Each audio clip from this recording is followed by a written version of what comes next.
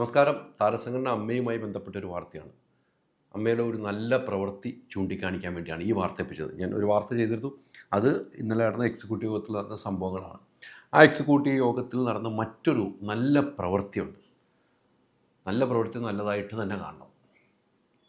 മലയാള സിനിമയിൽ വില്ലൻ വേഷങ്ങളിലൂടെ പ്രേക്ഷകർക്ക് പരിചിതമായ നടൻ ടി ജി രവി. നമുക്കെല്ലാവർക്കും അറിയാം ടി ജി രവിനെ. ആ ടി ജി രവിക്ക് താരസംഘടന അമ്മയിൽ ഹോണററി മെമ്പർഷിപ്പ് നൽകാൻ തീരുമാനിച്ചു. ആയുഷ്കാല മെമ്പർഷിപ്പ് നൽകാൻ ഇന്നലെ കൂടി എക്സിക്യൂട്ടീവ് യോഗത്തിൽ തീരുമാനിച്ചു. ടിനി ടോമാണ് ഈ കാര്യം അവതരിപ്പിച്ചത്. അത് എല്ലാ അംഗങ്ങളും കൈയടിച്ച് പാസ്സാക്കി.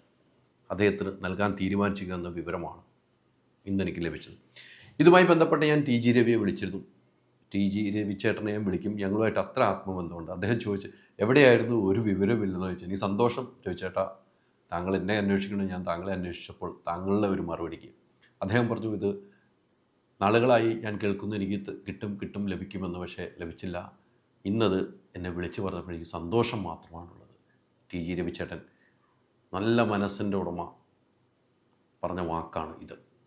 ആ ഫോൺ സംഭാഷണം ഒന്ന് കേൾപ്പിക്കുക. ടി ജി രവിച്ചേട്ടൻ 50 വർഷം പിന്നിടുന്നു സിനിമാ ജീവിതത്തിൽ. അപ്പോൾ അമ്മ സംഘടന ആയുഷ്കാല മെമ്പർഷിപ്പ് തരാൻ തീരുമാനിച്ചിരിക്കുന്നു. ഇന്നലത്തെ മീറ്റിംഗിൽ ഒന്നടങ്കം എക്സിക്യൂട്ടീവും കൈയടിച്ച് പാസ്സാക്കി. ആ സന്തോഷം അറിയിക്കട്ടെ എന്തായാലും കേട്ടോ. കാരണം കുറെ നാളുകളായി ഇത് വരുന്നു എന്ന് നോക്കിയിരിക്കുന്നു ഞാൻ. എന്തായാലും ഇപ്പൊ കിട്ടിയെന്നതിൽ സന്തോഷം. എന്തായാലും 50 വർഷമായി ഇപ്പൊ. 50 വർഷത്തെ ഒരു യാത്രയാണ്. അതെ അല്ലേ? യാത്രയിൽ ഇപ്പോൾ അത് കിട്ടിയപ്പോൾ വളരെയധികം സന്തോഷം. ഓണററി മെമ്പർഷിപ്പ് കിട്ടിയതിൽ വളരെയധികം സന്തോഷം. നമുക്കറിയാം ടി ജി രവിച്ചേട്ടൻ്റെ ഒരു യാത്ര.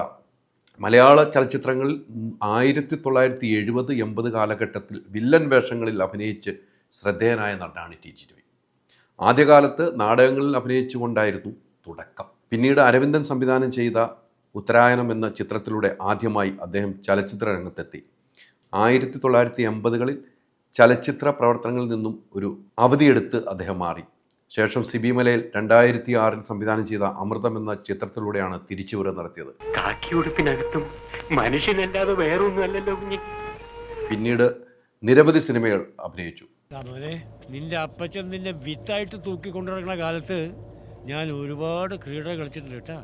റെഡി ക്യാഷ് മേശപ്പുറത്ത് വെച്ചിട്ട് 3 ദിവസം കൊണ്ട് മാർക്കറ്റിൽ നിന്ന് പെടക്കണ മീനെ കൊണ്ടുവരുന്ന മാതിരി കൊണ്ടുവന്നതാ ഈ മഹാനെ.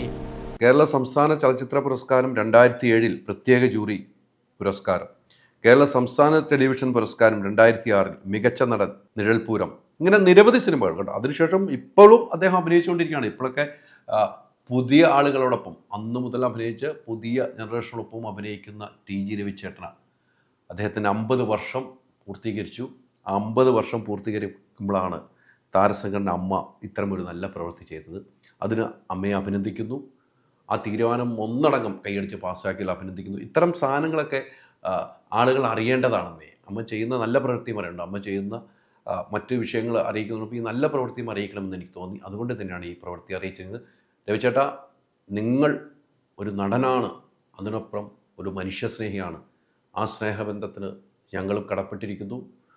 ഇത്തരം ഒരു 50 വർഷം പിന്നിടുന്ന ഈ അഭിനയ ജീവിതത്തിലേക്ക് ഞങ്ങളുടെ എല്ലാവിധ ആശംസകളും നേരുന്നു. 25 കാറുകൾ, 30 സ്കൂട്ടറുകൾ, 30 ഗോൾഡ് കോയിൻസ്, 60 ഇന്റർനാഷണൽ ട്രിപ്സ്, ദിവസേന 1 ലക്ഷം രൂപ, 25 കോടി രൂപയുടെ ഡിസ്കൗണ്ടുകളും സമ്മാനങ്ങളുമായി മൈജി ഓണം മാസോണം.